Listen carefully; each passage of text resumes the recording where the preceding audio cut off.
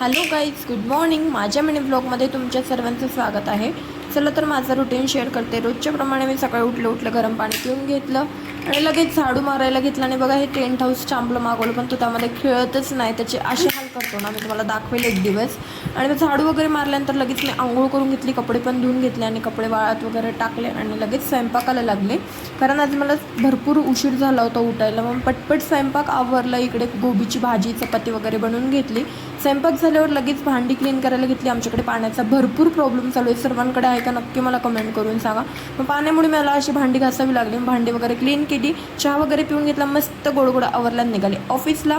रात्री मला आज ऑफिसमध्ये घेण्यासाठी बघा कोण आलं होतं, चाम पाणी. त्याचे पप्पा मला घ्यायसाठी आले होते. मग मला थोडं बाहेर जायचं होतं. आम्ही बाहेर गेलो आणि बाहेरून मला घरी येण्यासाठी 9 वाजले. मग 9 वाजता मी घरी आल्यानंतर मला बनवायचं होतं नॉनव्हेज. पटपट मग वाटण वगैरे बनवून घेतलं, भाजी बनवायला घेतली. लगेच इकडे भाजी झाली आणि लगेच मम्मी चपात्या पण बनवायला घेतला. भाजी शिजत होती तोपर्यंत इकडे माझ्या चपात्या वगैरे झाल्या होत्या. आणि इकडे बघ किती छान मस्त मी चिकनची भाजी आणि चपाती भात वगैरे बनवला. मग सर्व स्वयंपाक झाला होता, तर म्हटलं आता लगेच चांपला जेवायला द्यावं.